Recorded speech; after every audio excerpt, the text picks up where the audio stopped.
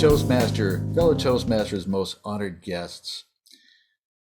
If we were all at a table right now, maybe sharing a meal or perhaps sharing a refreshing beverage of some kind, maybe we'd go around the room and just ask people to introduce yourselves. Tell us a little bit about yourself. Well, I guess in the speech format today, I guess I'll go first. In this brief time that we have together, I'm going to share a little bit about my background. First, as Dave the musician and music teacher.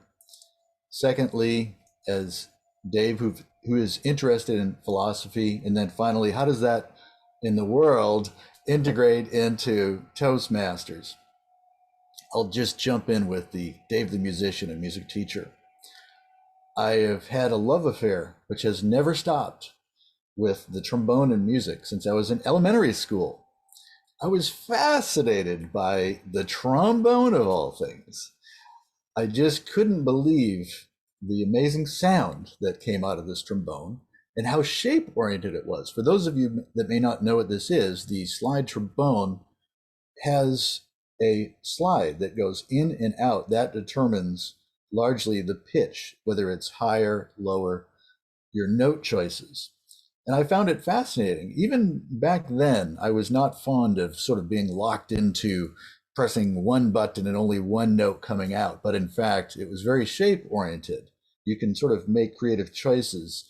I don't think I would have worded it quite that way back then, but I was intrigued, and I think that might have had something to do with it.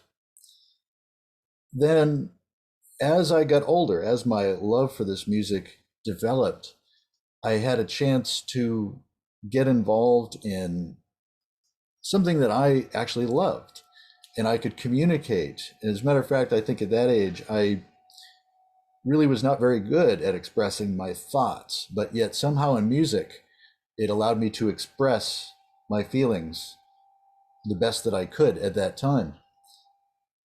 Then I finally took that into music school. I went to music school studying the trombone and jazz in particular.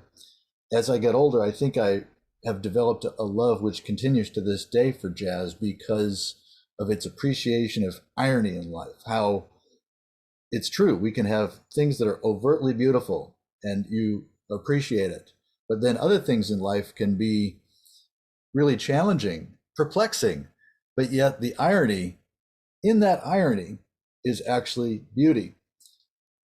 And then finally, as a jazz improviser, I think it's also reflected in life. Something comes your way, you might have a certain plan to accomplish that, but then you really kind of just have to turn on that dime, shall we say, make the best choice that you can and have fun doing it, hopefully. Next, I want to go into Dave, the person interested in philosophy. My 20s, the 20s. I was a well-meaning but lost soul, I would say, in my 20s, really trying to figure things out. And that really brought me to sort of a lot of life questions. And I think I was really searching, I suppose, for a combination of meaning and some kind of self-reliance where I could sort of get my footing, shall we say, in my own life, following my passion, making my living, that sort of thing. At some point, I arrived in my study. I have an affinity for philosophy generally, and answering some of those life questions really provided me some tools to clarify my thinking as well as communicate my thoughts, which brings us finally to Toastmasters. Toastmasters, in a way, integrates the two for me. It integrates this improvisatory option of the jazz music and to find something that you love and work toward that. As well, in the philosophy, it kind of takes me, anyway, from that realm of thinking about things to being able to communicate them and express them. And I would say, in another way, it's been sort of a communication journey. When I was younger, starting music, I really had no idea how to communicate my thoughts in words. Music was the only way I knew how to do that. The second part of the journey with the philosophy, I started thinking about these things, and I'm still trying to think about these things. But then finally in Toastmasters, it's another level, another milestone, if you will, in this communication journey. My call to action to you, fellow Toastmasters and guests, is to share your introduction with us for a future icebreaker speech. I would encourage you to follow my format. You might have noticed that I had an introduction. I then had a transition. I had 1 or 2 points to cover. And then now it's coming in fact to the conclusion, which I'm trying to figure out how can I provide value for this audience in addition to just sharing a few thoughts about myself.